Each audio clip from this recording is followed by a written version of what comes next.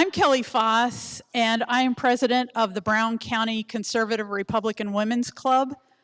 When we named the club, we weren't thinking about the length of the name of the club. Sorry about that. So there's some people here I want to introduce this morning from Brown County. My right-hand person is Mariah Votel. I don't know where she is, but she is Brown County Recorder and also vice president of the club. If you're a Central Committee member of Brown County, please stand up. Terrific. Thank you very much. They do serve an important role here in the county. Nick Owens is the chair of our Central Committee. Thank you, Nick.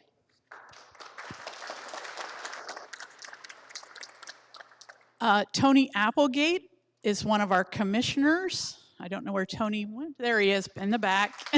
Thank you, Tony. And Connie Patrick is our current treasurer. So, yay. So this is not going to be a debate. So we don't have Vivek Ramaswamy or Nikki Haley here. But Mike Allen Jr. is going to be our moderator, and he is going to go over the rules. We do have a straw poll. And if you came in and you got this form, that will be our, you can either, if you came in knowing who you're going to vote for, you're more than welcome to put it in the ballot box. But if you're going to wait until after, that would be great too, and make your decision. So we will count the votes, and all of you, whomever the winner is, will have the illustrious title of winner of the Brown County Straw Poll. Then, if you have questions, I have these cards up on the table up front, and Mariah has them. Please submit your questions on the cards. It's not going to be a free form. You don't get to come up and take the mic and ask whatever. But you can ask whatever, but on a card. So with that, let me introduce the candidates. We have Charles Tassel. Yay. David Taylor. Yay. Tim O'Hara. Chris Hicks. Yay. And Kim Georgeton. So with that, I'm going to introduce Mike Allen. So if you would like to come up and take over, Mike, thank you very much. Thank you, Kelly. If you don't know me, guys, I'm Mike Allen Jr. You can usually hear me yelling at liberals on 700 WLW. But I'm an attorney by day, but that's definitely my fun job. I'll be as quick as humanly possible. But first, I want to thank you all for the invite. I feel like Brown County is kind of a second home. My grandparents have lived in Georgetown for 62 years on State Street. But first, I just want to recognize the amazing job Brad Wenstrup's done for all of us. And I'd like to thank the Brown County, I want to make sure I got this right, Brown County Conservative Women's Republican Club, or Republican Women's Club, I'll take it.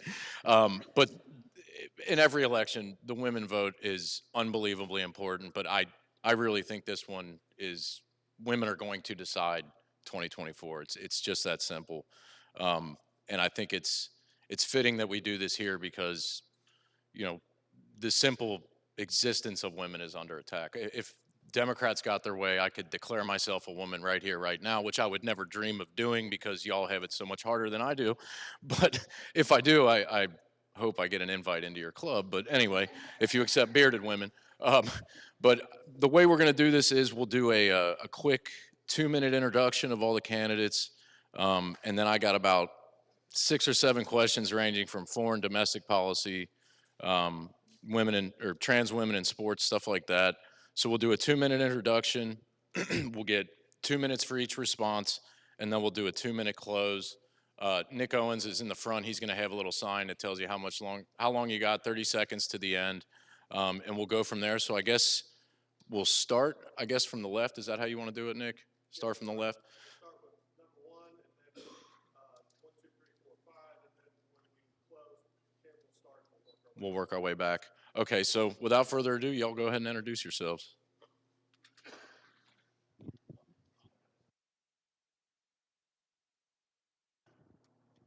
How about now? All right. Good morning. Thank you for coming out. My name is Charles Tassel. I'm chairman of the GOP Claremont County Republican Party. Couple of things. I've been in policy for 30 years and very involved with Republican politics from being a young Republican to being an old Republican now.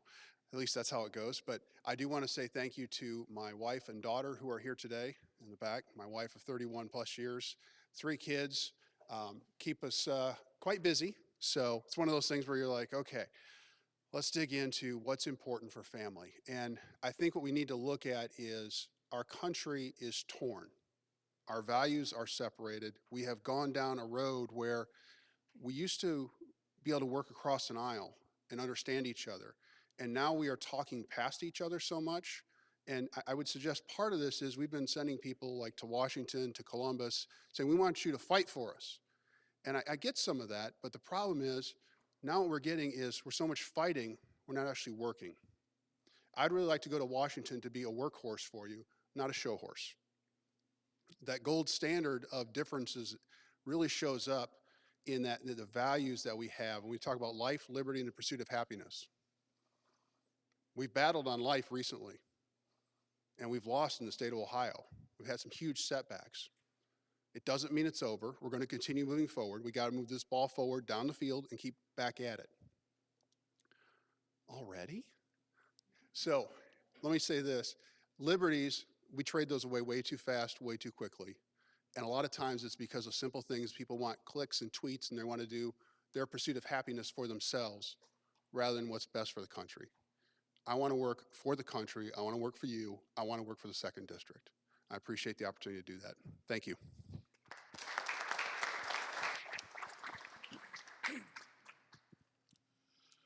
Good morning, and I appreciate the invite from the club. I'm very happy to be here. My name is Dave Taylor. I'm the owner of Sardinia Ready Mix here in Brown County. Been married to my wife Charity for 27 years. We have 3 beautiful daughters. I'm a concrete guy, not a politician, but like many of the people in this room, I'm sure, I'm sick of the direction our country is headed. Oh, sorry. Where was I? Thank you. Thank you. We have a lot of problems in this country, and we know that. In the business world, you have to be willing to roll your sleeves up, get your hands dirty, and get the work done, and do that on a budget. That's what we need to do in Washington, D.C. As I said, we have problems. They're real. We know what they are. But if we're willing to put in the work, we can solve them. I'm an outsider, not a politician, like I said, just like President Donald Trump was. I supported him in 2016 proudly. I did it again in 2020, and I'm proud to support him again in 2024. I'll stand with Trump to see that the wall gets finished, even if he needs to borrow my trucks. Because we have to stop the flow of fentanyl across our border. It's killing tens of thousands of our people every year and ruining even more lives. To do that, we also have to stop China from sending the Mexican drug cartels what they need to make these drugs. And in securing our southern border will also curb the scourge of human trafficking, which is also ruining thousands of lives across our country. We need to keep girls' sports for girls. I'm for defunding schools that deny girls and women the opportunity to participate in sports and pursue scholarships in service to the destructive trans agenda. We need to bring sanity back to our public schools and remind teachers they're there to teach and not indoctrinate. That starts with defunding the Department of Education, which has resulted in nothing but worse and worse outcomes for our students since its inception in 1979. But first and foremost, my job, if elected, is to represent the will of the people of the 2nd District, to be your representative, and I won't forget that. I appreciate the opportunity to speak to you today, and I hope to earn your support.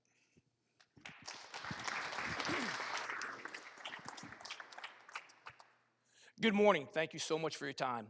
My name is Tim O'Hara. If you know nothing else about me after today, I want you to know that I was a drill instructor for the United States Marine Corps. I helped shape and mold the future leaders of our military. It was one of the highest honors bestowed upon me. After graduating high school, I enlisted in the Marine Corps. After my first deployment, I met my wife, of Claremont County native. We've been married for 26 years. After my second deployment, I requested orders to drill instructor school. The top 10% of the Marine Corps can apply to DI school. It is considered the premier leadership school of the United States Marine Corps. The Marine Corps adopted a servant-style leadership many of you know and use. We live to serve our fellow Marines and our subordinates so that we can accomplish the mission.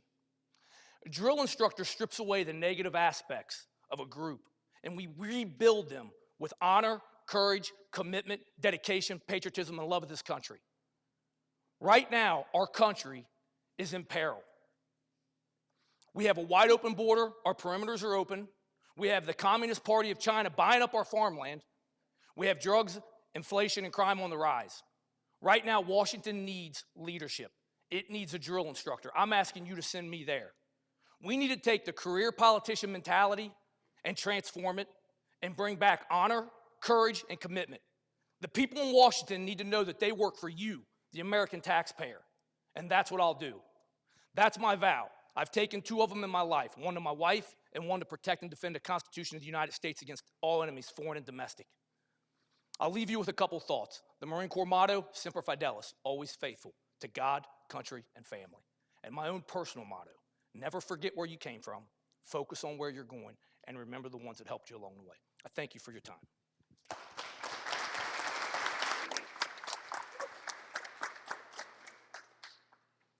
So I'm Chris Hicks. I'm glad to meet you, glad to be here. And I am running for Congress because I think we need a different kind of leader. So this district is arguably the most red district in all of Ohio. And we need a real fighter. We need a Marjorie Taylor Greene type fighter, a Matt Gaetz type fighter, a Thomas Massie type fighter. Kim hasn't talked yet, but I see long-term political guy, business guy, military guy. These are the caricatures we've had forever for our politicians and our political class. We need to move beyond that. And I want to give you a real good example. He said, Winstrip's done a great job. Well, Winstrip just voted on the 14th to do the defense reauthorization that allows the continued spying on Americans. Who was against it? J.D. Vance was against it. You know, Sherrod Brown was against it. Marjorie Taylor Greene was against it. Matt Gaetz was against it. So in real life, when we get down to what's going to happen in this district, in this country, we need to have people that can actually focus on the real policy stuff, not the whiz-bang, with all respect, but I don't know that a drill instructor is going to get 434 other people to behave differently. We need people that can really grasp the issues and do the things that we need to do. Just as a way of background, I was for a long time an international business consultant. I've been to the places that we talk about fighting wars over, like Taiwan. I've been to those places. I've talked to people. I have a perspective. I've done a lot of work in Mexico, not a photo op at the border, but working there. I have a wife, 1 son, and in Claremont County, I'm on the committee with this gentleman and this gentleman, but I'm the Matt Gaetz of the committee, the guy that's saying we got to change. Because I think the Republican Party is at a crossroads where we need to change, because just a slower road to hell is not what we should be happy with as conservatives and Republicans. We have got to really turn the tide. Thank you all.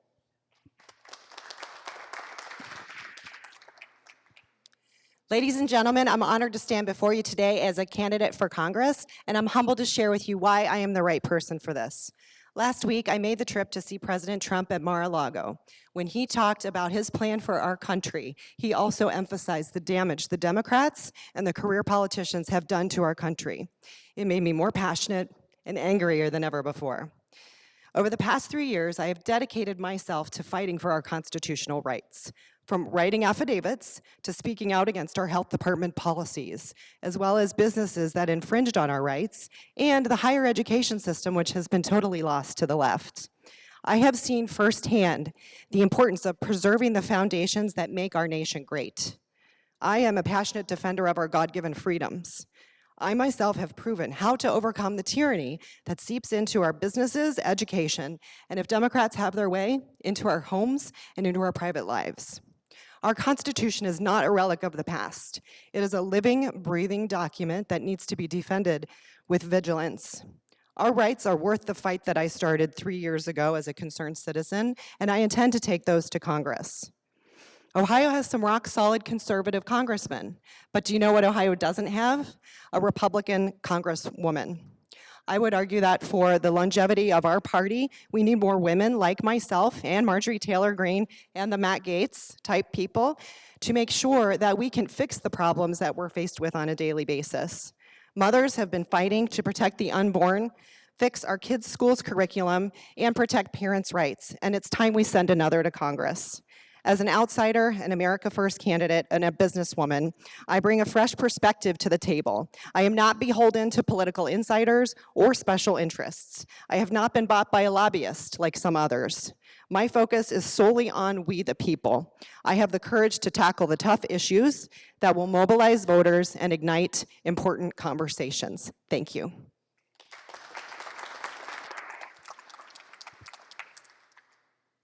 Thank you, guys. Ms. Foss, our wonderful host, has asked me to remind you guys this is not a debate, but let's just get on the road here. So just bust right into it.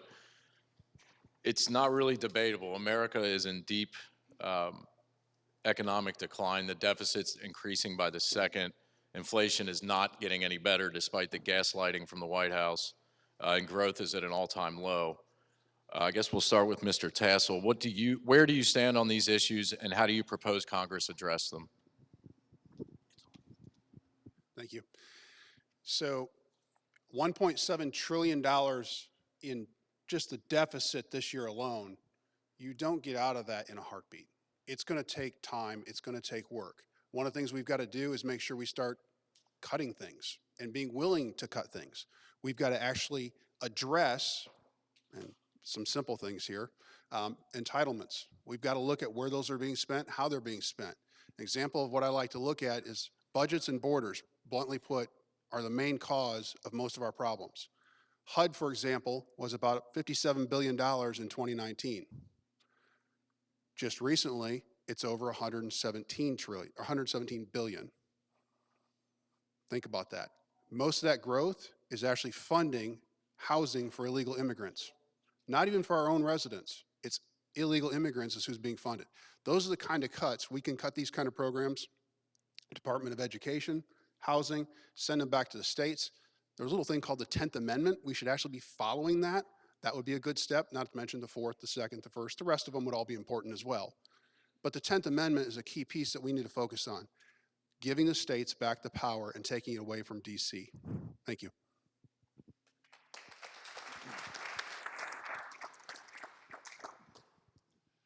I think the easiest and quickest and most effective way to battle inflation is to unleash the energy sector again.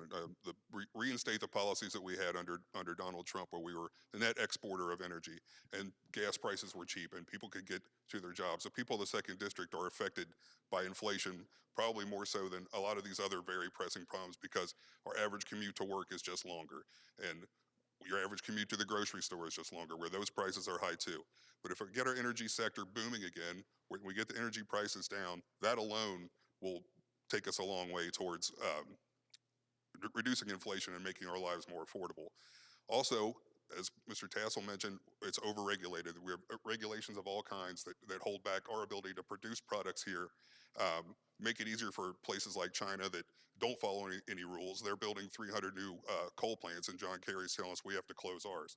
Well, that makes it more expensive to make everything. Therefore, those jobs go where it's cheaper to be made. Those simple things would make it so much easier for the people in the second district and make our lives better, more full. If we started there, we'd be a long way towards it. Thank you.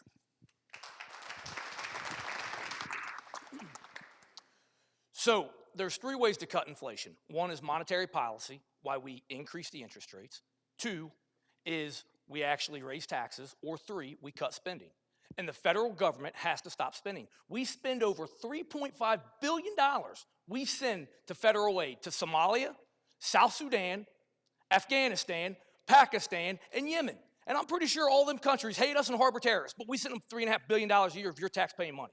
We have to cut spending. And Charles Tassel said it, and I agree with him 100%. You have to cut spending, and the same As Dave Taylor said, we have to lower the cost of energy. We have to. We can get into the Ukraine war about the energy sector, but we have to reduce our energy. And those are the ways we're going to combat inflation here in America. Appreciate your time.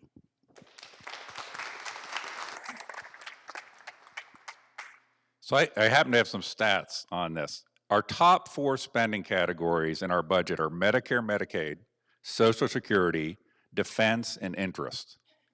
And I agree with you on the foreign aid stuff. But we got to tackle the big things.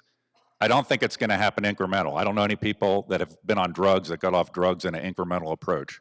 We have got to come to grips. What that means is that for our district, we need to have a rep who's ready to toe the line on things like, if it takes a sustained government shutdown to get us to quit spending money, you vote for that. There's a lot of squishy Republicans in purple districts that can't vote for that, but this district needs a fighter that's going to vote with the Marjorie Taylor Greens, with the Matt Gaetzes, to stop the insane spending. You know, I get, inflation. There's kind of this unholy alliance that you need to be aware of the uniparty Republicans and Democrats, in which we say cut taxes, and while at the same time we increase spending and they increase spending. I have a crazy idea. Why don't we get Americans to realize that we would need a 35% increase in our federal taxes to cover what we're spending every year? Why don't we propose that then? Because what would people do if they actually had to pay for the shit? We all know we're paying for it later. Our kids are paying for it. This is going to blow up. I looked at the debt clock this morning. We might, while we're here, cross $34 trillion of national debt. It's 33.945 something when I looked this morning.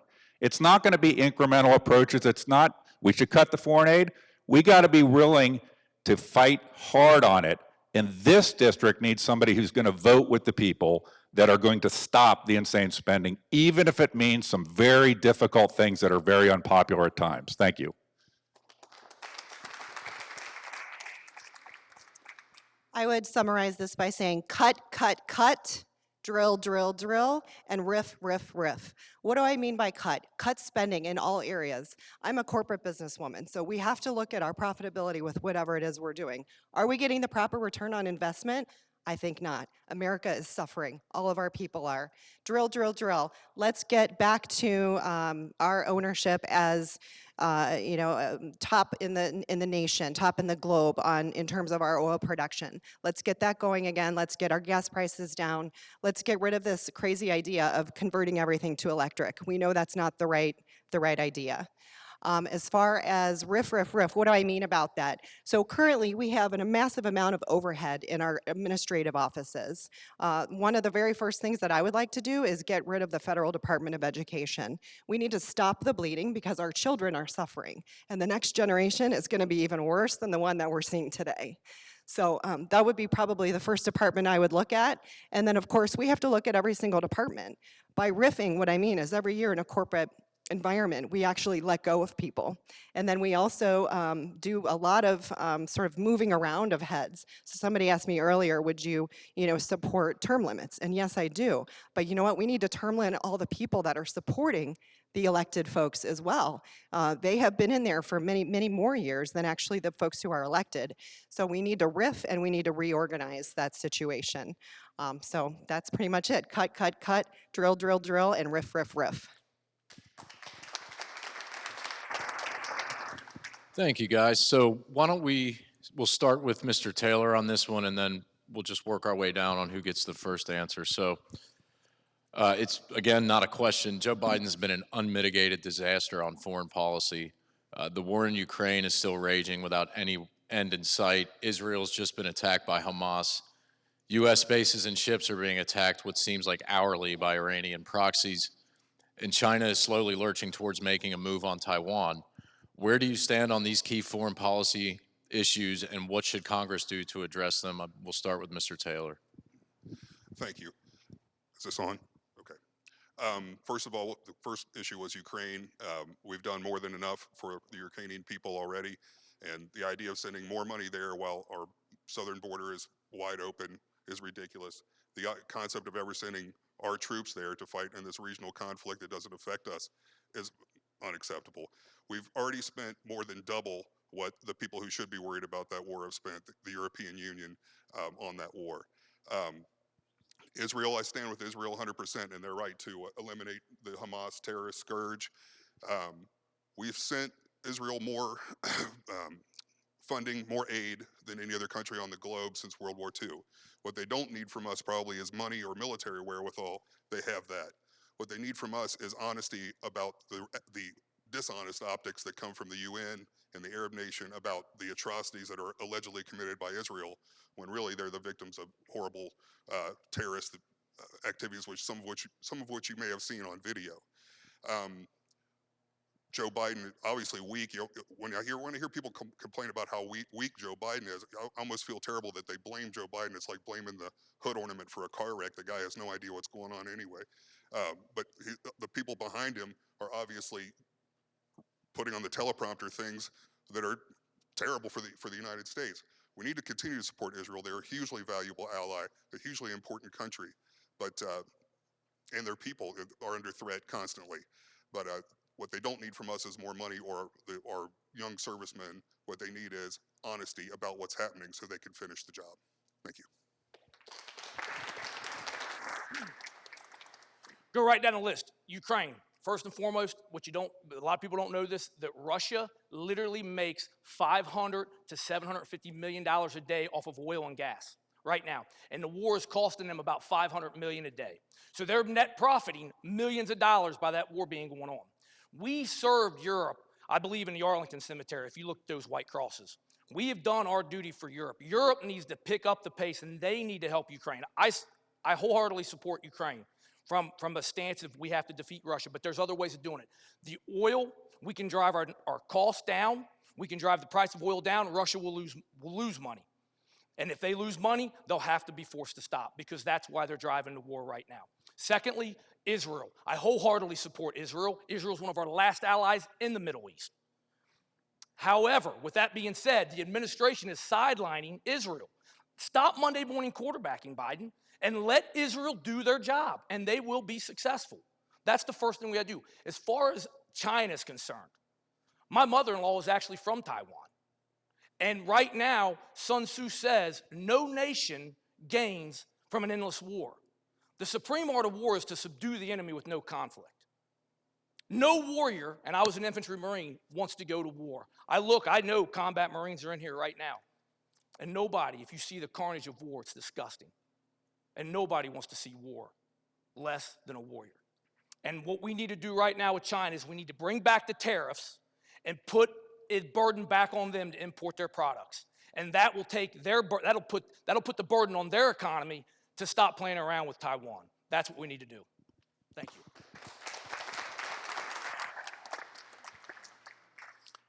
So I think one of the things we've lost sight of in America is that war is the last resort to achieve your political objectives.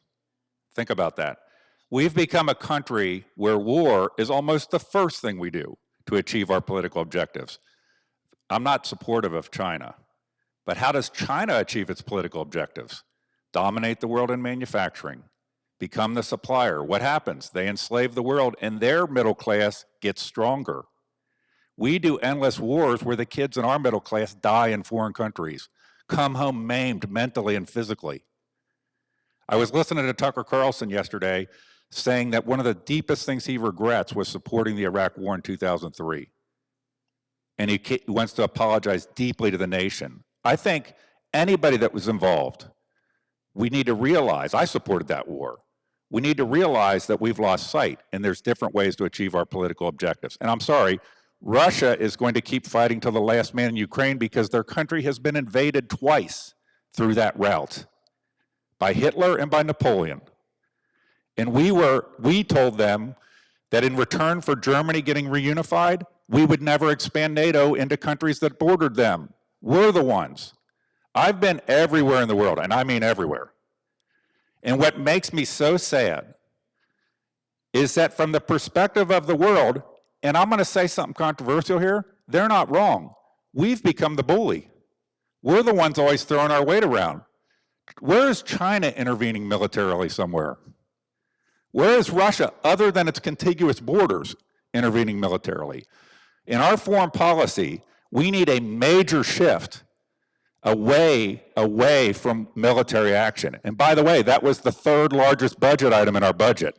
So if we want to cut our debt and deficit, maybe we need to start there. Thank you. What is the main objective of war? To fill the pockets of the global elites and the big corporations that make the money from the war.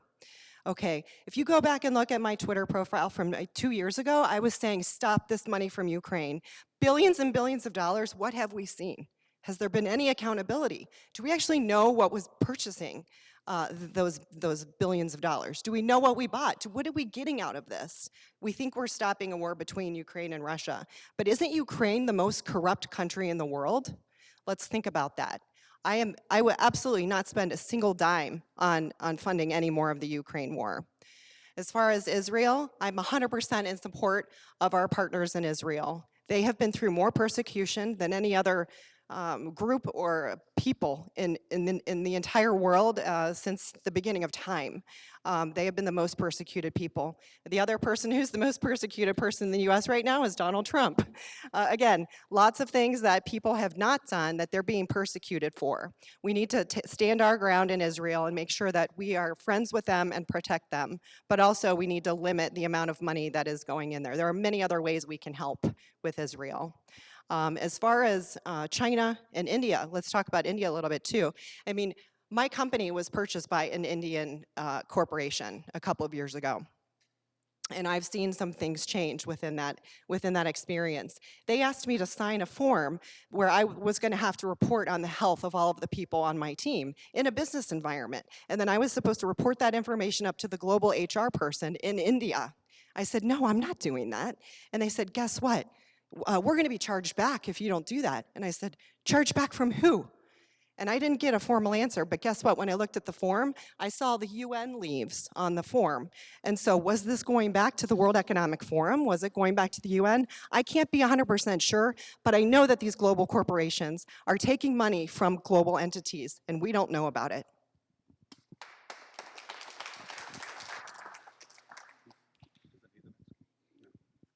Should be back to me. All right. So this is a difficult issue on a couple levels. We got to remember we've got nuclear arms at play. When it comes to things like World War III potentially occurring because of situations in Ukraine, we need to be very careful.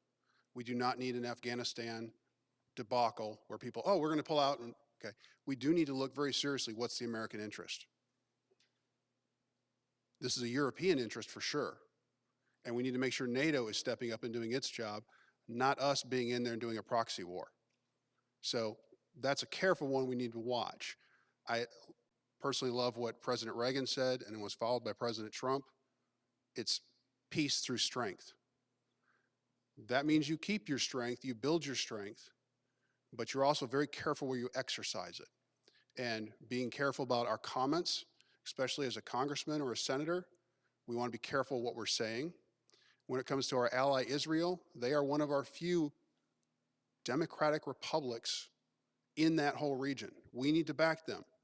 What we do not need to do, as we should have learned in Vietnam and Afghanistan, is try to control a war from the White House.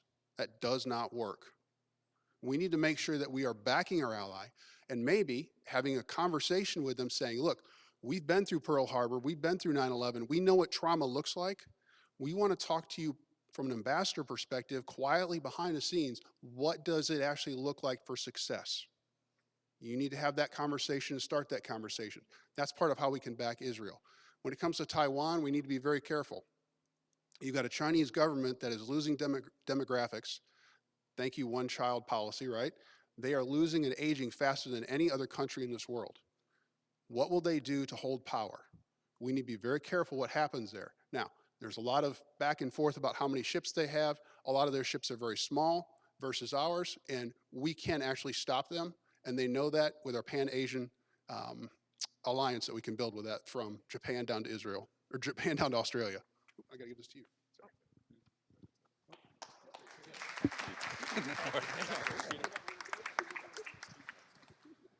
Thank you, guys. And we'll start with Mr. O'Hara on this one.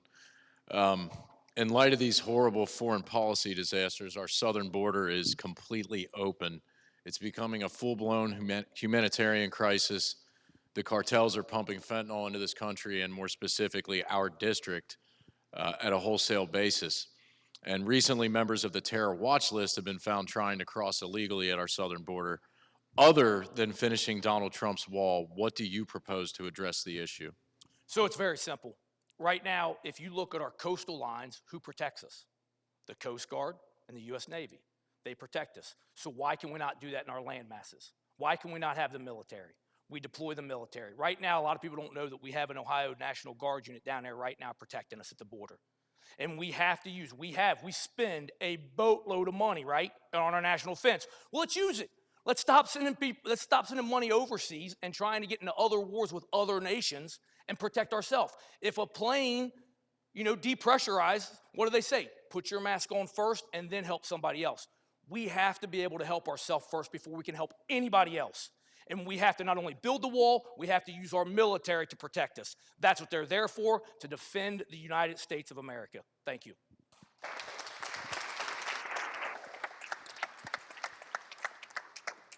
So I will stand up here and say that I do not support our military going to the southern border. Why? Because our military is supposed to be trained killing machines. Their purpose is supposed to be, there's something there, we need it dead. And when we keep using our military for these humanitarian, watch the commercials on TV, so that, hey, what we're going to do in our military is we're going to go give care packages out to people in villages, that's not the purpose of the military. We do have a thing at the border. It's called Custom and Border Protection. I got a very simple answer. What happens if, let's say, Ed and I went to the White House and tried to scale the fence to go into the yard of the White House? What happens to us, Ed? We get shot. Very simple things. The politicians want to spend trillions, billions, bajillions of dollars doing things that are very simple. Empower our Customs and Border Patrol, put up the signs, people crossing the border will be greeted with lethal force. The reality, I just listened to something on this, that would create a lot less death and destruction. The number of people, kids, families getting killed by coyotes. Sometimes somebody said they thought I was saying meant real coyotes. Hopefully you know what I mean when I say coyotes. But our southern border, we need to start having the rigor. We tell Ukraine, if somebody comes across your border, you shoot them. And we need to make it clear that you can't come across our borders. What's happening is we've created this humanitarian crisis by leading people to believe in Central and South America that they can come up and just go across the border. If they knew that wasn't going to be tolerated, 95% of them wouldn't even try it. And so there are much simpler solutions. Build the wall, yes. And then empower our Customs and Border Protection to actually say, your job is to not let people come across the border versus to help them with care packages and meals once they've come across. Thank you.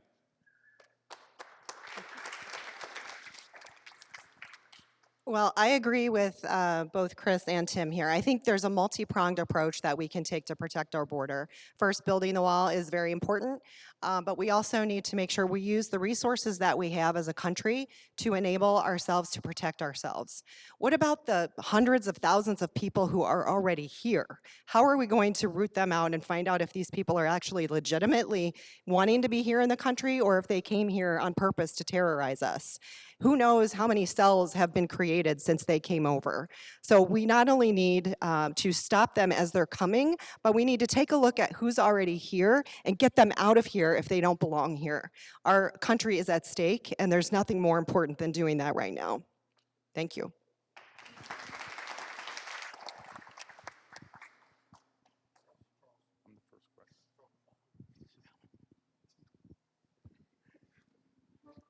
It's a little confusing. Give us a break on that part. So asylum seekers need to seek asylum in their country outside of our borders. President Trump set that up. That's been broken down with an administration. We need to put that back in place.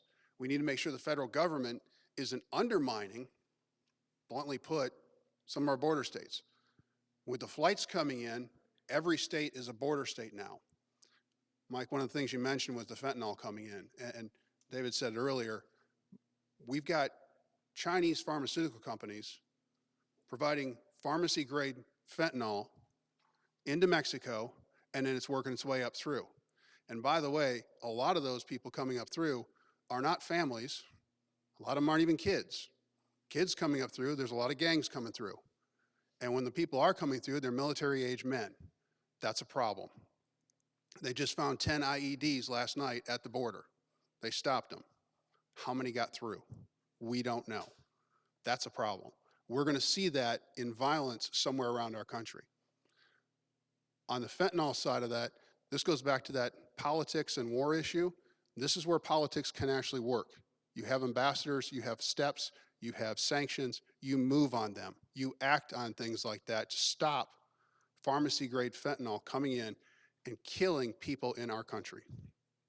When you look at a father and they don't know when the phone rings, is it going to be the cops because they actually caught my son, or is it the coroner because he overdosed? That's part of why I'm running. Thank you.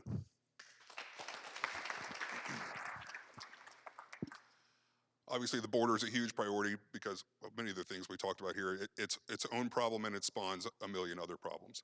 We need to build the wall, obviously, and as was sort of bannered back here, put the Border Patrol back to its former strength. It's been greatly weakened under this administration. And until it can be bolstered to the point where it can do its job completely, the military absolutely should be deployed there to support them. And in moments of special crisis, these cartels are a lot more powerful than they used to be. They're making billions of dollars a year under this administration. They're arming themselves with that money. And the regular Border Patrol is not going to be enough right now. It's going to have to be bolstered along with building the wall. Those things have to be done in order to stop the fentanyl, the terrorists, the stream of terrorists. If you watch the videos, I know we hear on when Biden's talking, we hear about mothers carrying their children across the river trying to find a better life, and then you look at the video and it's rows of Chinese nationals, people from Northern Africa, people on the terror list. They're not. It's not people who are leaving a war-torn country hoping to find a better life. It's people hoping to bring a war-torn country to you. So it's not just the drugs and the terrorists, it's also the human trafficking risk. Thousands of young girls and boys trafficked across. When you do see children cross the border, most of the time they're not with their family. They're being trafficked across. Their families have paid money to these coyotes, the real kind, no, the other kind. And then they bring them here and they have to work off the money that their parents couldn't afford, and they have to do that in horrible ways that I won't describe. But obviously, it's the most important thing in the world, and we have to address it in every way we can. Thank you.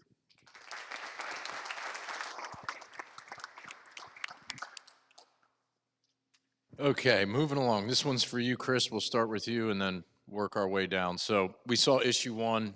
It was an extremely hot button issue in the most recent election.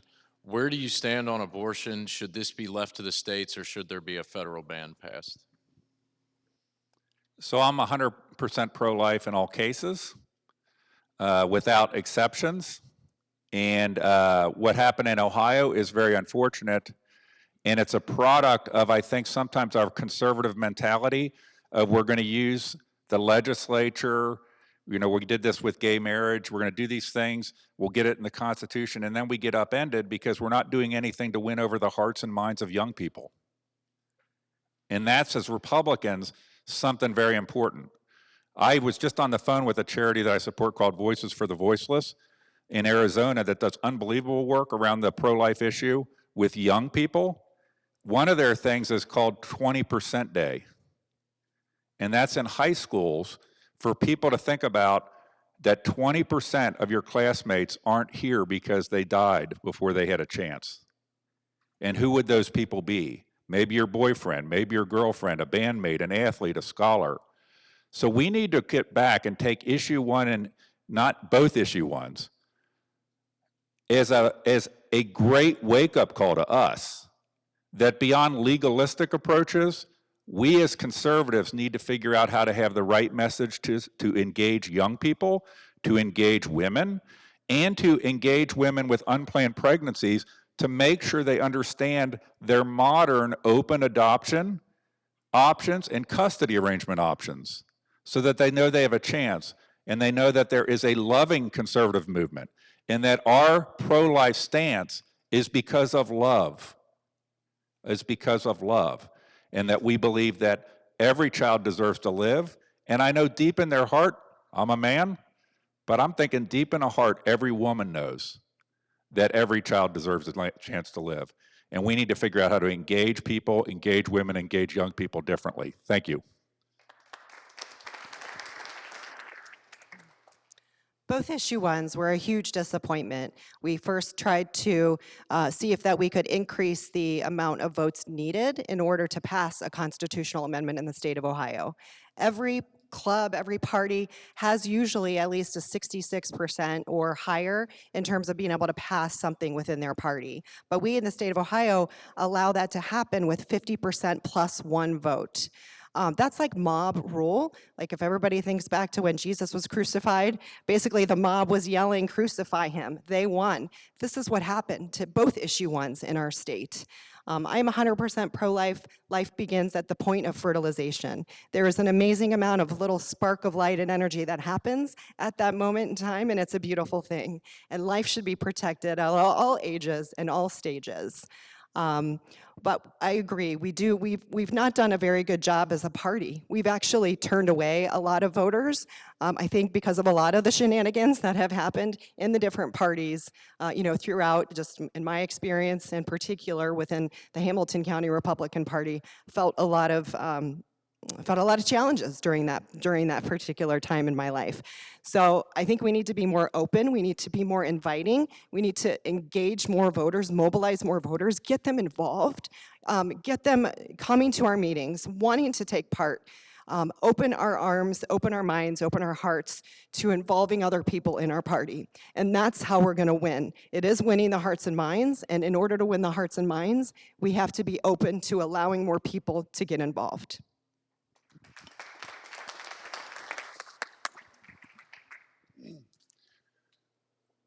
From about 2012 to 2016, I worked for Citizens for Community Values, and we worked on a variety of issues in partnership with Right to Life, walking the halls, talking with legislators, encouraging politicians, sometimes even on how to answer questions. We've all seen those, right? Where one of our folks answers a question and just blows it, and the other side just runs with that left and right, and they're all over the place. Making sure we're winning those hearts and minds, reframing those issues. In late August, I actually reached out to Protect Women Ohio, and I said, have you got the messaging right on this? I'm not seeing this. And I was very concerned about it because we're not framing it in terms of freedom. We're not talking about how is this actually making your life better by not taking this kind of damage to yourself. I served on a board called Maximum Freedom. We did, it's a training program that goes into junior highs and high schools to teach sexual risk avoidance. Not how to put a condom on a banana. It's actually how to avoid doing those things and the freedom of lifestyle you have by not having STDs and not having all that guilt from multiple partners and not knowing those things. That's part of the culture war that we have to engage in. And if we don't, we are going to continue losing. One of the things I will mention is this way: we need to make adoption, kind of like legal immigration, a lot easier. And that takes care of a lot of the problems where people start to have concerns about, well, where's this baby going to go? There are a lot of families out there that are waiting for those babies. We need to make sure we find homes for them. Thank you.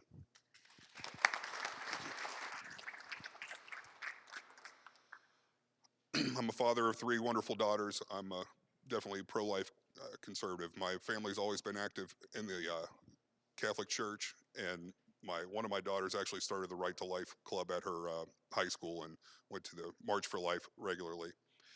And I agree with much of what's been said, no surprise, but we definitely need to make adoption more, we need to promote adoption. It's something you have to seek out, and it's a very complicated process when you find it. We also have to make childcare more available for young mothers who want to keep their child but are afraid they won't be able to provide for the child if they don't have the ability to also work. And we need to not make the mother the victim of the unwanted pregnancy completely. This is a 2-person operation. We need laws that make the father equally responsible, at least in a financial sense, for the well-being of this child.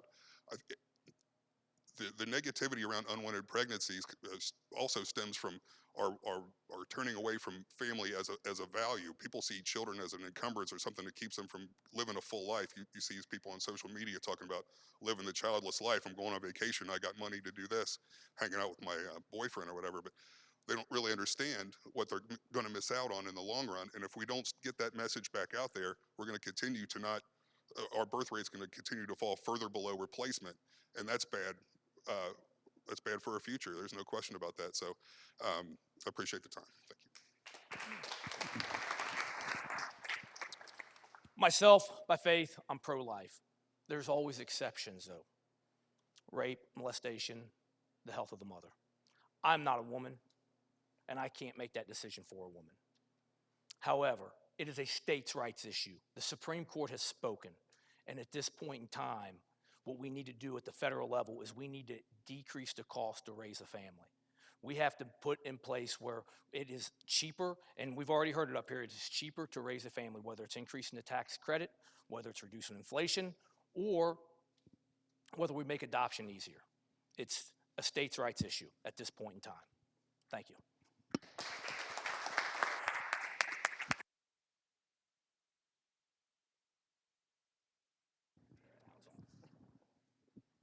Thank you, guys. It's astonishing to me that in 2023 I even need to ask something like this, but this one hits home as the husband of a former female college athlete that can still take me to school in basketball.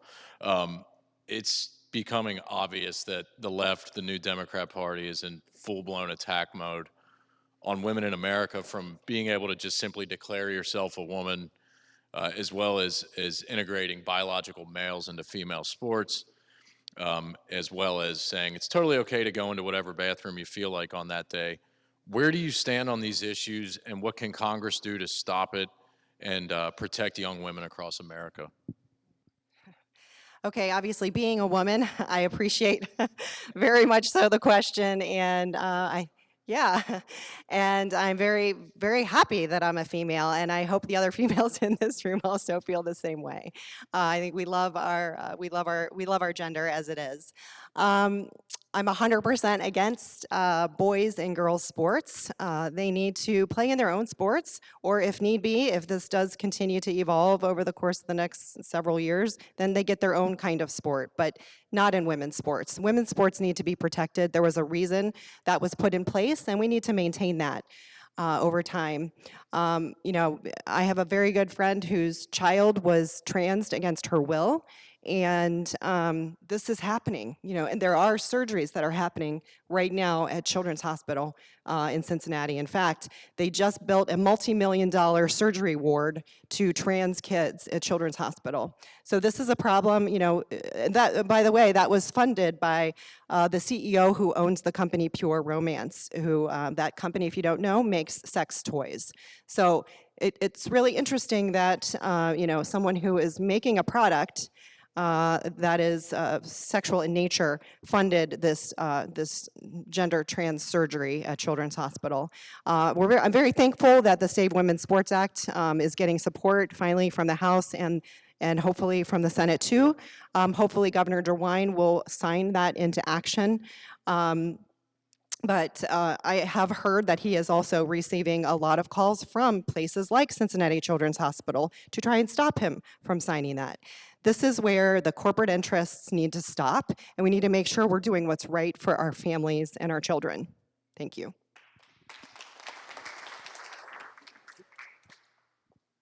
Right for our families and children. As a father of a couple daughters, one of which is 15, who cannot even go get a tan at a tanning salon without parental approval and such, but now with one passing, can actually be potentially impregnated, having a forced abortion, and then trans without me even knowing it. Yeah, that's appalling. And I'm sorry, I'll say this, I think my other fathers here would agree, but if you're a biological male walking in where my daughter's in the bathroom, there's gonna be a problem. That's an absolute non-starter. They stay in theirs, the girls stay in theirs. There's a reason we have that. The biology, this is actually where it is actually settled, folks. We know males, we know females. It's pretty straightforward. So we need to make sure that we are protecting our women and our girls and their athletes in their athletic professions, not saying, oh, if you're the 200th best male swimmer and you just say you're female, you can be the fastest swimmer in the women's league. This is not right. And we need to wake up from the nonsense that's allowing that to occur. Thank you. Thank you. Obviously, this is close to my heart as well. I have 3 daughters. I can imagine my one daughter played field hockey. I can only imagine her taking the field with a grown man pretending to be a girl. Actually, you may have seen there was a case in field hockey where just such a thing happened that the kid knocked her teeth out and permanently injured her. So girls need to have their own sports. Girls and women have worked for years and years to get the protections that they have now. They don't want to, this is not the time to give them back. The problem is, as was touched on by Ms. Georgeton, is it's $1 billion business now. The Hippocratic Oath has been tossed out. The doctors realize there's money in this, and they're creating lifetime customers. The surgeries are hugely expensive. The medications are hugely expensive, and that is a frequent flyer for the rest of their life. They're going to be in medical care, mental health care that goes right along with it. So the problem really is also rises up to our professional associations, the AMA, the psychiatrists, child psychiatrist associations. They're fully in on it, and they're very well funded. So it's going to take a tremendous effort, but it really has to be rooted out, again, like so many of our problems are now. But it's clear and obvious, as everyone here is going to state, and they're right, that men don't belong in women's spaces, whether it's sports or where women go to the gym or just anywhere where women want to have their own space where they're safe. They should be able to have that, and that needs to continue, and it is an urgent problem. Thank you. Just like these gentlemen, I have 3 daughters, and I think it's a slap in every woman's face. I really do. I think it's a slap in every woman's face. I mean, it wasn't until the turn of the century until women had the right to vote, and then here we got guys that are pretending that they can be something else. And the reality of it is if you, I took an oath to defend the Constitution against all enemies, foreign and domestic, and I thoroughly believe that you have the right to exercise your First Amendment. You can believe that oak tree out there is God. That's fine. That's your belief system. But please don't make me get on the trial and go to make-believe land with you. That's what I'll say. So I think we absolutely should stop this. I think it's an abomination to our society. Thank you.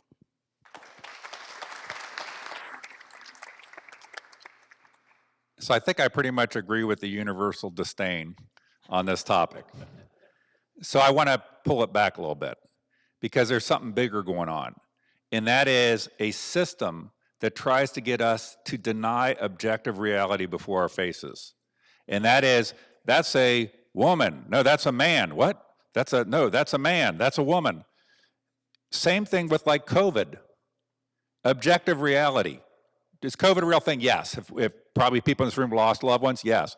But were healthy 10-year-old kids going to die from COVID? No. So there is a move that basically is putting in our face what I describe. How many people remember 1984, the book 1984 from high school? 1 + 1 equals what? Whatever the government says it equals. And that's what's happening to us.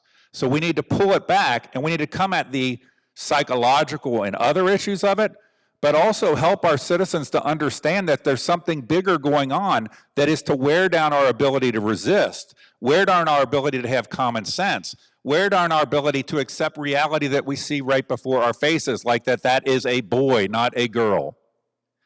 And so we need to do what these guys said. We need to use legislative process to stop some of this stuff, but we also need to get back to this. Frankly, it's beyond, unfortunately, a lot of times our legislature is a reflection of our people versus that they lead the people. They become a reflection. We've got to get to change this situation. And beyond just the transgender stuff, there's a bigger picture issue of accepting reality. There are 2 sexes, male, female. There are chromosomes. If you want to be an effeminate man or a masculine woman or a feminine woman, you can do that. That's all time. But there are only 2 sexes. Thank you, guys. Thank you. Okay, I think we're back to Mr. Tassel. So it's not even really debatable that free speech is completely under attack. The First Amendment is only applied to certain groups and not others. Tech companies, colleges, and the media are doing their very best to silence conservative, Republican, and even libertarian voices, essentially anybody who doesn't agree with the leftist dogma. What can Congress do to protect the First Amendment for all Americans, not just those on the left? Well, free speech is being called dangerous. And that, to me, back to 1984, that's the mentality we have to address. Our founding fathers understood the absolute importance, that core principle we cannot give up. Free speech needs to be protected, and by that, that means anybody who's in that cancel culture, you've got to root them out. And that means a lot of our DEI groups. That means defunding if a university wants to push this and not support actual free speech of individuals. Again, the founding fathers focused on individuals, not groups. We're not here for groupthink. We're here for individuals and individual rights. And if our universities, our corporations are not going to support that, they can forego their tax benefits. That's what the founding fathers and the Constitution put together. If you want to operate in this country, that's the principles you need to stick to. Thank you.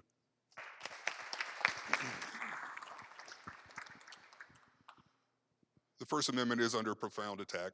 We all know that, from government agencies, from our colleges. You've seen the recent comparisons between punishments you hear for students who misgender someone on campus versus the pro-Hamas rallies where they shouted for the death of Jewish and Israeli students, chased them around campus. That was considered free expression. But if I look at a boy and call him a boy, but he thinks he's a girl, I'm going to be punished by the campus. And our ability to communicate and the methods we communicate with now are so much more technological, so much more on social media. And now we're from the very people who told every lie in the world about COVID and beyond, they're establishing boards to fight what they call mis and disinformation. The people that made up all the mis and disinformation to try to lock down your businesses, to force you to get a vaccine you didn't need or may have hurt you. These people now, if you mention those things, they're calling you a provocateur, a person who's a threat to democracy because you're speaking out about things you know to be true, but they're couched as mis and disinformation, and you're either throttled or you're removed from the conversation. So yes, we need much more fervent defense of our First Amendment rights. That frankly, that's one of the jobs that we're hoping to do here. And the colleges obviously need to be reined in. That will make a big difference. And we have to absolutely stop these government agencies from doing what they're trying to do, because our ability to converse with each other across the country is key. So that's what we'll try to do. Thank you.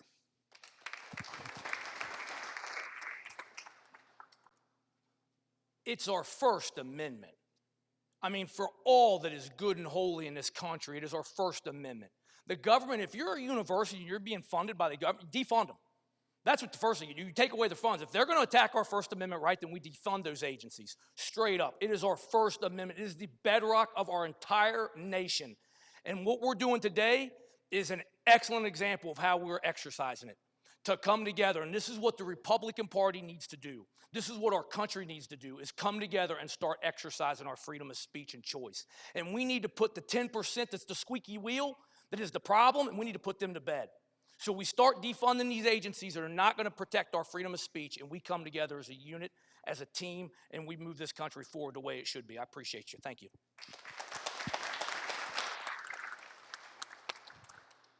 I don't know what exactly you meant by 10% squeaky wheel, but one of the things, we need to be intellectually consistent.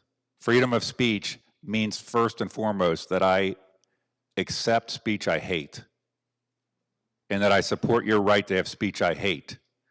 Freedom of speech means having a congressman that doesn't vote on December 14th to reauthorize warrantless spying on Americans. Because a lot of what's happened with freedom of speech is you're afraid to say stuff.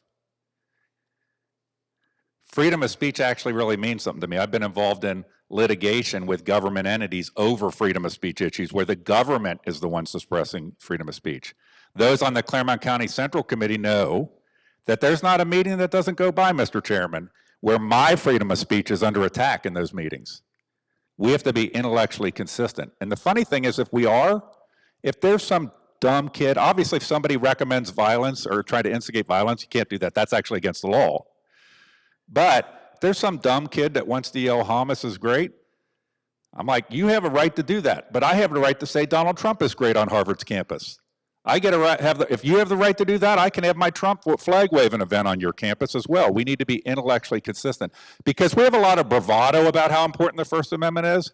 But I'll tell you what, our big tech that we allow an exception, our politicians allowed them to have an exception on being liable. Our government itself, who is out there telling big tech to censor certain kind of speech. Our political institutions, maybe in our own county, are involved in not living those high values that I 100% agree with, that freedom of speech is sacred. And those at least my age know that that meant I will defend, I might hate what you're saying, but I'll defend to the death your right to say it.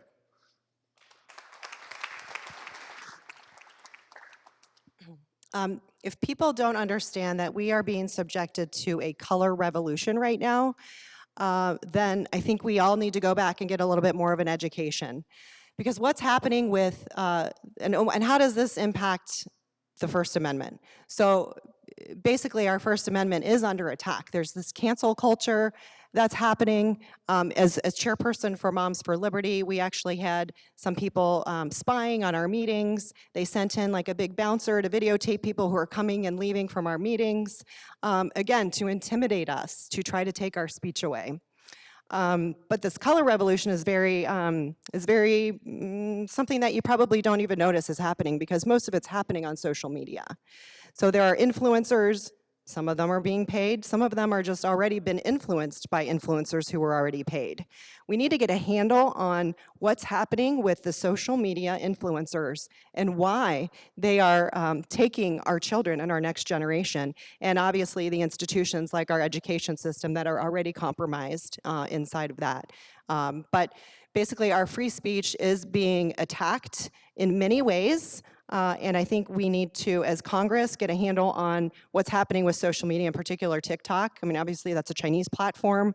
We need to understand what are their objectives with a lot of the influencers that are coming out through those channels.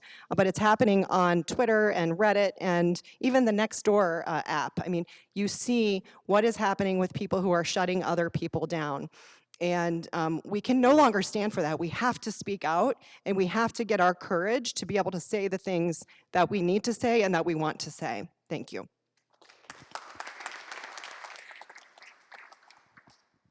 I think we're going to Mr. Taylor. This is my last question, folks. God, you guys got me fired up. I want to get on the radio right now and start arguing with people. This is a short but sweet one, and I think it might be the easiest question. And I think, yeah, we're starting with Mr. Taylor. Who gets your support in the Republican presidential primary?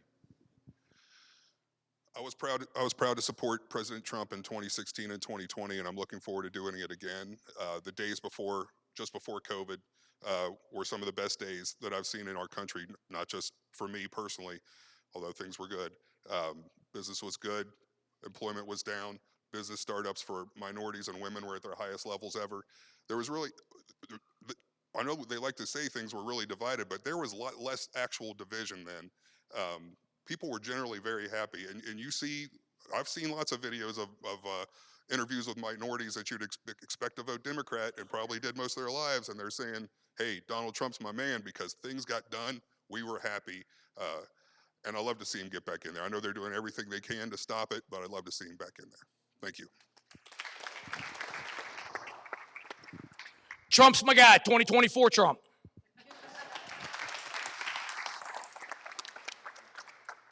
I agree with what he said. But I do want to expound. I am 100% in this primary Donald Trump for one. I think Donald Trump has some fantastic policies and some bad policies. He spent way too much money. But I also have the pedigree. I've been Trump when we were out there fighting. I had a Trump club. I probably organized myself more than 30 Trump events during the 2016 and 2020 campaign. I just didn't suddenly come to Trump when I'm running for office. Okay? I was out there. One of the first things I did is some business people that I know, we did a ride along with an Enquirer reporter to Columbus to a Trump rally. And it's like, make sure we don't say something he's going to take out of context the whole way, because we wanted to get the point across that it was okay to be a businessman and to be pro-Trump in an urban area. And there's a lot of businessmen that weren't there. So I have been Trump since the beginning. One thing Trump needs to do is make sure not to accept people in his administration that are ultimately going to undermine the policies he's trying to get done. And is our country a mess right now? Yeah, it's a mess. But you know what? And people go like, well, maybe if we would have had Jeb Bush be president, we'd all be happier. We wanted to have these things. One of the things we should thank God for is that Trump brought the rot right out into the open. And we need to be honest with ourselves, like with our education system. We've all known that it was going to hell. I'm 58. I should have done more. I should have stood up. So Trump is going to be there one more term. But what's going to happen after Trump? We need to make sure that those values really become more than a man into a real movement that takes us forward. So I support Trump, but more important, I support the movement for the next 4 years and for 100 years after that.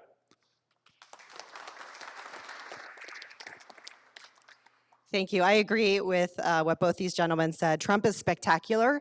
He has been persecuted. He has been receiving probably the most cancel culture of anybody of all time.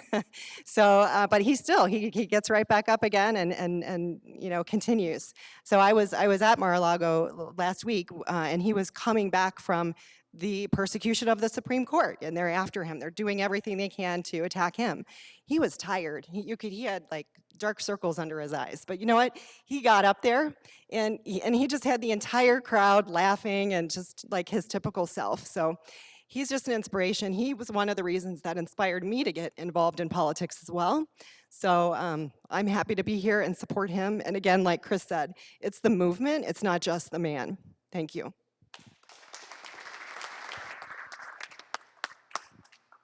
All right, Tim, say it again. Trump 2024. There we go. So glad to work back in 15, 16, building up to that. Being at the inauguration was fantastic. Working with the administration was great. One of the things I want to see more of is those appointments going through. There's 4,000 plus appointments. We're actually working with Heritage. I'm very familiar with Heritage Group and the conservative efforts they have. They have a number of folks that were former Trump appointees actually working at Heritage now, and what they're doing is preparing for 2025 and going in and prepping ideally 10 to 20,000 applications for him. When he goes in, he's got people ready to go into all these different parts, because what happened in 2016 was the Obama administration took their appointees and made them careers, and they kept eating away at our fiber of our country. This is one of those areas that, to the point of, this is more than just a man. He is the leader, but he has got a movement, and we need to make sure we're backing that movement. So I encourage you, check out Heritage 2025 and participate. If you've got friends and family who can participate, please do so. Thank you. Fantastic. Great job, guys. So, I'm getting a note here. Okay. Yeah, absolutely. You take over. As usual, it takes a woman. I just wanted to say that I think the Amish Mennonite motto is "Go big or go home," because those donuts are the size of life preservers. But I beg you to please help yourselves, and coffee also. And now we're going to go into audience questions. If you have a question on a card, please hold it up, and I will come around and pick it up. Great. Anybody got questions? Oh, they're on the card. Got it. You want me to just read them off here? Got it. Okay, here. So Brown County is a little over 313,000 acres. Nearly 206,000 acres of land is registered CAUV. That is 2/3 of Brown County. Where do you stand to preserve that from China and solar farms that send our energy to other countries such as Canada? I'm not sure where we're at. I guess I'll go first. Go ahead. So right now, it's in the Ohio legislature right now. I think it's the Ohio Protection Land Act right now. I think it's in the Senate and it should be voted on to protect Ohio. Legislation at the Congress level, it should be very simple that we do not allow the Communist Party of China to buy land. It's just a really simple legislator, and I don't know how we can't get 435 people behind it and forward it on to the other 100 people and then get it across Biden's desk. It's that simple.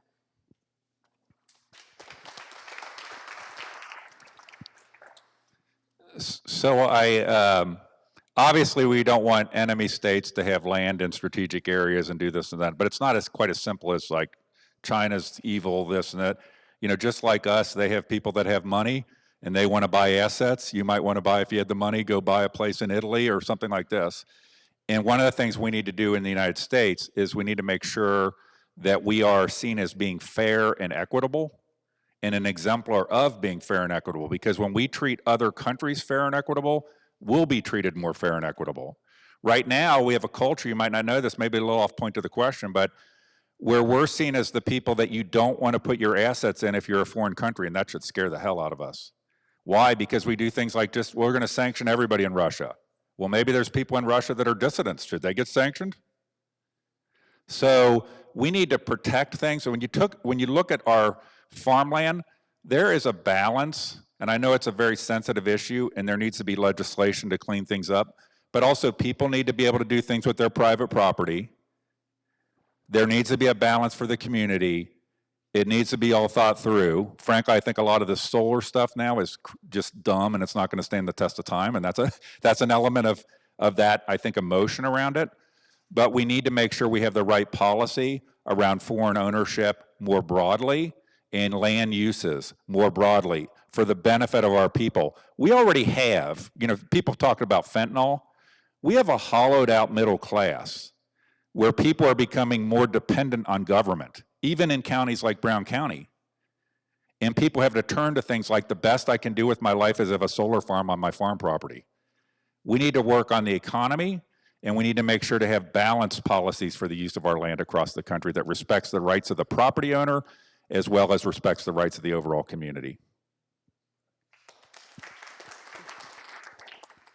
A short time ago, I was recruited to work at a company up in Northern Ohio, and I worked there for a couple years. And we bought a farm property. It was CAUV, and we were also members of the Farm Bureau. It was only like 18 acres. It wasn't a lot, but it was still really special. So, you know, I think that what's happening, what we see right now, a lot of Chinese landowners are purchasing land in Texas, in particular near the border. That's very dangerous for us. That's a national security issue. So from a Congress perspective, we need to make sure that we are legislating so that that cannot happen. So foreigners cannot purchase large swaths of land, especially around our borders, but all over our state. It needs to be, it's a national security issue and it needs to be stopped. But I also do believe that the states have a responsibility in this too.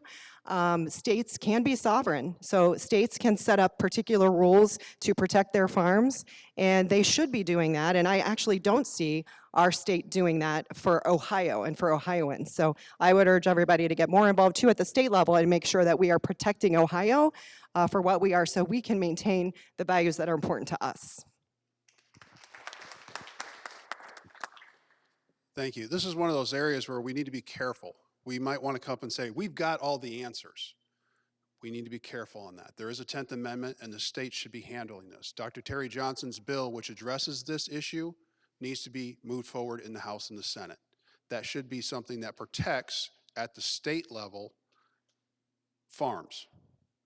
We need to make sure we're doing that so we're not getting foreign enemies purchasing, especially near military bases, around sensitive power plants, around sensitive water plants. Those are kinds of things that we need to make sure we're taking care of at the state level.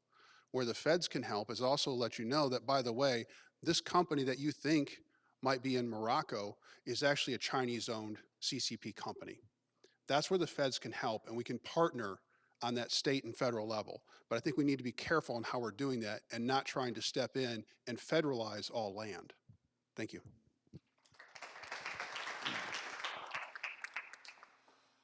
I think we probably all agree that China and many other foreign governments shouldn't own large tracts of land in Ohio or anywhere else in the United States. And as Mr. Hicks pointed out, there are wealthy Chinese people who would like to buy large tracts of land, and maybe if they were from another country, that might be okay. But you have to remember that every citizen of China is an agent of the CCP. They are subjects of the CCP. If they're United States citizens, maybe that's different. But if they're citizens of China, or the Chinese government itself, should be a no-brainer. They should not be buying large swaths of American land, definitely nowhere near a military installation. I agree on the solar panel thing. I think it's not long-term going to work out. I know it's awful tempting now when you're getting that offer, but you're not getting the benefit of the energy. That stuff goes obsolete. The environmental impact's not fully known yet, and most of those solar panels, guess where they're made? So, thank you.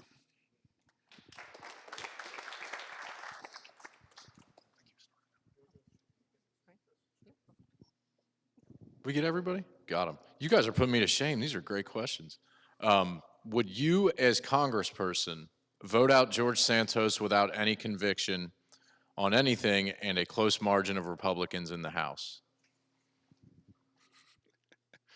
I do have to agree, Mike. These are better questions than the ones you. Now, these are very challenging questions. I get the Santos question first. I think I would have not voted him out, to be honest with you, because I would have had, it's kind of, I'm a very principled, people that know me, I'm very ethical. I just totally despise everything that George Santos stands for. But there are places where it's going to be a tit for tat. And the Democrats don't do this, okay? And when we're at razor-thin margins, we have to be a little bit careful. And it really bothers me, and a lot of stuff really bothers me, because when I was a kid, my first ever bet I won, a monetary bet I made with somebody, was on the Reagan-Carter presidential election. And I won, because I was a screaming Alex P. Keaton type of kid. And what really bothers me is I always thought of Republicans as the party of morals and ethics. And so I really believe in that. But that has changed a lot. And it's changed a lot, unfortunately, not because of Republicans per se. It's because right now in this country, we have to realize there is a uniparty class that are Republicans and Democrats that basically play a game for us, and then they all tell us the same thing: we should send $110 billion to Ukraine. And so, but I probably ultimately on George Santos, because it's a very tough one, probably would have let that go to the next election and let him get beat, because he would have gotten beat in the next election, versus taking action on the Republican side when the Democrats never do that. You've got it's a Swalwell guy that was buddied up with a Chinese spy. They don't do anything. And everything Santos did was bad, but he wasn't giving state secrets to the Chinese. So thank you. So we are lucky. We are Americans. We have this thing in America, this amendment, and it's called due process. So, you can be accused of anything, in the world, but you are afforded the ability to defend yourself and prove your innocence. So you're innocent until proven guilty. In fact, that is one of the things that America has founded for us. So from a constitutional perspective, I would say I would not have voted him out. I would say that we need to see what kinds of things are actually true based upon what's being said. So, and again, I draw back to this Moms for Liberty experience. We have been smeared 1,000 times. I was personally smeared in my last campaign. Things are not true that people are saying. So whether or not it's true, whether or not you like George Santos, he deserves the same opportunity that all Americans deserve, which is due process. Thank you. Due process and rule of law are absolutely critical. If we give them up, we are nothing more than a banana republic. And that means handling it internally within the party, within the legislature. So no, on the vote that was occurred, he should have had a chance for due process and going and having the evidence heard. evidence does matter. And with that, I'll turn it over to the attorney. Well, I'm proud of them all. They do know about due process. That's very good. It's important. It is important, and I absolutely probably would not have. I would not have voted him out. I probably would just worn my Bob Menendez T-shirt that day and left it at that. We should be the party of morals and ethics. Mr. Hicks is right about that. So when you have that in your heart and you see what you know Santos has done and probably will continue to do, in your heart you want to vote him out. Well, that's not what we're there to do. As Mr. O'Hara said, there's an oath involved here. You're going to honor the Constitution. The Constitution says you get due process. So I would not have voted him out. They already said it. As a leader, you do have to make a decision, and I would not have voted him out based on the information that I have. Those are allegations. There was no due process done, and I can only make a decision based on the information I have. And based on the information I have, based on the Constitution of the United States, I would have said no. Let the public decide, even if I disagree with what he did. Thank you.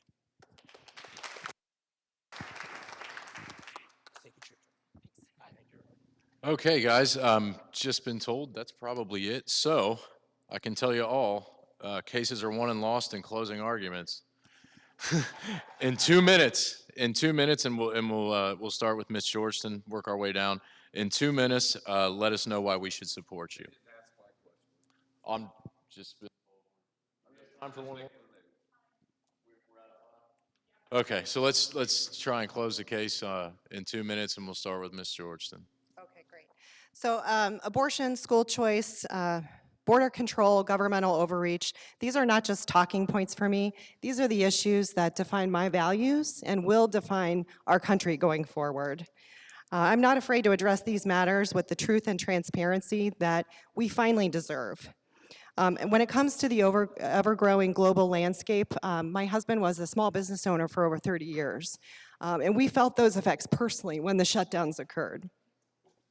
I recognize those challenges in the face of this competitive environment, and I'm committing to ensuring local businesses do not just exist, but will thrive in the face of this global competition.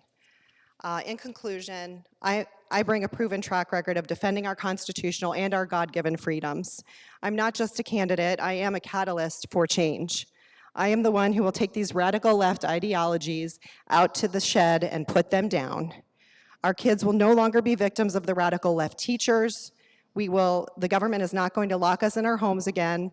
The legislature will stop spending our hard-earned money, and we are stop giving money to countries who hate us. I have no intention to be a go-along to get along Congresswoman, so if you want real results, I'm your choice. Thank you. All right, so I appreciate being here, and I do think it's a great forum because you do have, and I don't mean this disrespectfully, kind of the long-term party guy, the business guy, the military guy, the Matt Gaetz guy, and the woman guy. So the We're not Democrats here. So I appreciate being here, and I think there's a lot of contrast, and I think we need to raise the level and remember what I said at the very beginning. This is the most red district in the state of Ohio. We need a Marjorie Taylor Greene, Matt Gaetz, Thomas Massey type person representing this district. Now, for a lot of times, Brad Winstrip, the district was not as hard red of a district. It was a in the middle district, okay, a violet district, you might say. But I looked and said, like, okay, so what was actually Brad Winstrip's biggest accomplishment? And I dug.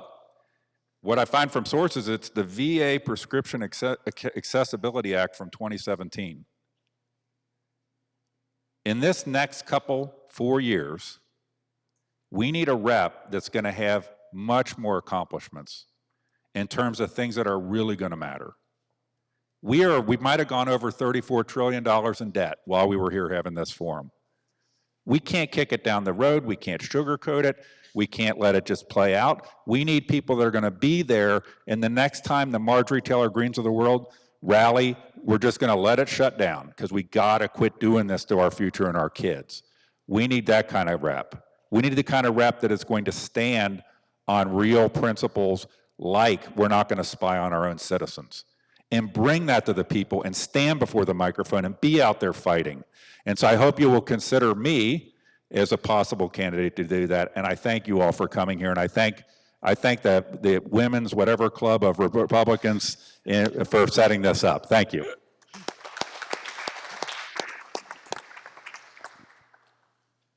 We talk about leadership, bearing, courage, dependability, decisiveness, enthusiasm, endurance, initiative, integrity, judgment, justice, loyalty, unselfishness, knowledge, and tact.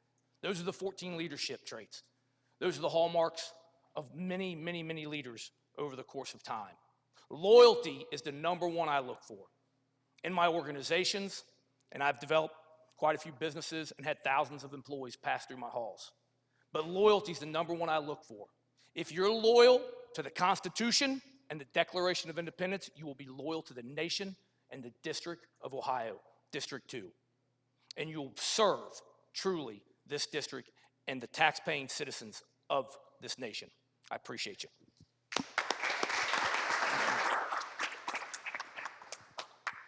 Like I told you when I started, I'm not a politician, I'm a concrete guy.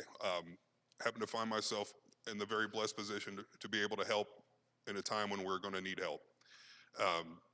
My family's always been very connected to this area.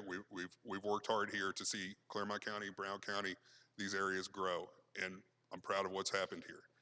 I want that to continue, and I want the people of the 2nd District to have somebody in office that they know cares about them, will listen to them, and really represent your will. And that's what I'll do. We have real problems. We got the border, we've talked about it a lot. It encompasses a million problems, but we need to return our domestic tranquility, and we need to get our place back in the world where we're seen as strong again, and not as a bully, but as a steadfast source for strength, for help, for goodness in the world. And I want to see that restored, and that's why I'm running. Thank you.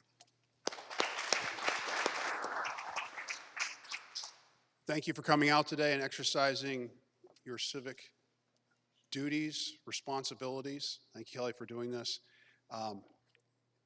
You know, it's having been a assistant pastor, a pastor, deacon, elder, I can tell you servant leadership is important. Whether it's meeting with folks who are struggling with their kids in drugs, their kids being distant, their kids moving away because they can't even find a job nearby, people losing their housing. These are all some of the critical matters that we have to face. We can rah-rah on conspiracies, or we can sit down and work on actual issues. I would appreciate the opportunity to represent the 2nd District. I represented Deer Park when 2nd District was actually there. Served 8 years, and I very much enjoyed the opportunity to serve my neighbors. And that's what I would like to do in the 2nd District, is serve my neighbors. Thank you.